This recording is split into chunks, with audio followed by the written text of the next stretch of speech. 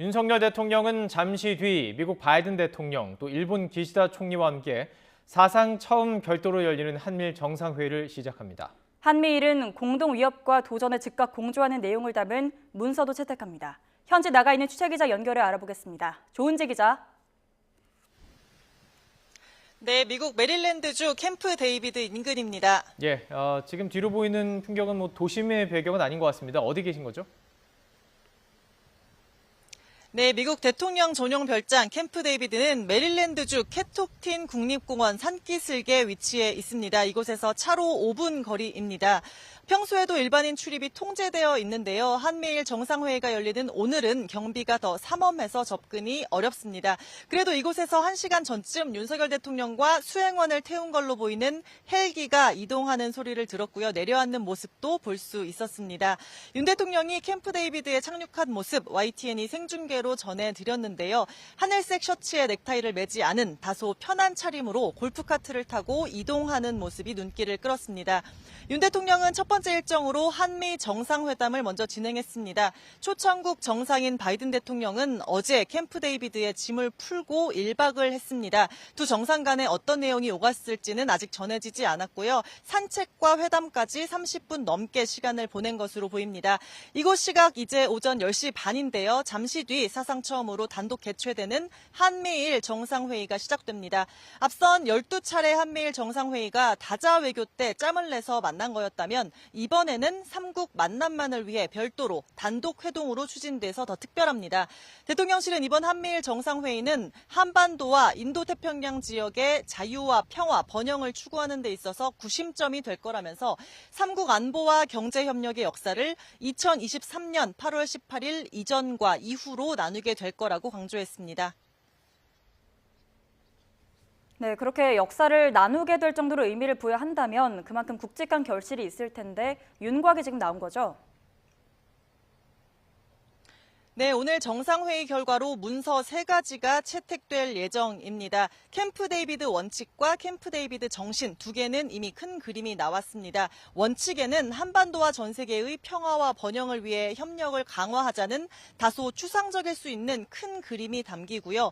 정신은 공동성명격인데 여기에는 세 나라의 공동 비전을 담은 협의체 창설과 확장 억제, 연합훈련 내용 등이 녹아있을 걸로 보입니다. 한미일이 마지막까지 줄다리기 했던 마지막 문건 도 베일을 벗었습니다.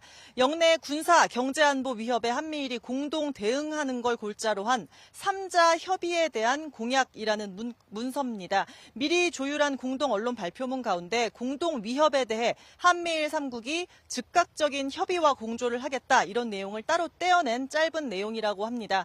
그간 핵심이었던 북한 핵미사일 도발뿐 아니라 경제안보와 사이버 분야 등 지역과 글로벌 위협까지 협력 범위를 넓힌 게 특징입니다.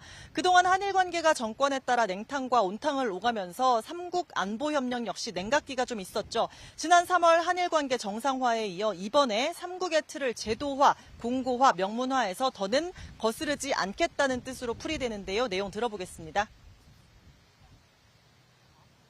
영내외 공동 위협과 도전에 대해서 각국이 긴밀히 소통하면서 적시에 효과적인 대응책을 마련할 수 있게 해줄 것입니다.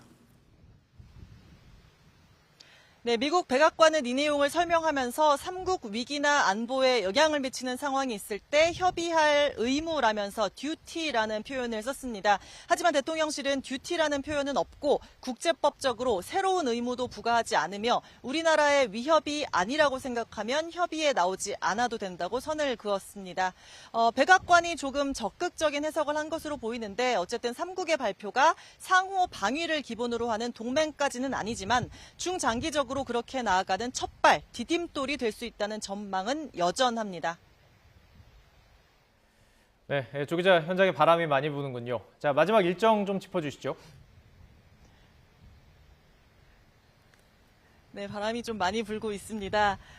전해드렸듯이 한미 정상회담을 첫 일정으로 진행했고요. 잠시 뒤부터 한미일 정상회의가 시작됩니다. 이미 3국이 꼼꼼하게 문구까지 조율한 내용을 최정상 차원에서 거듭 약속하고 확인하는 자리가 될 텐데요.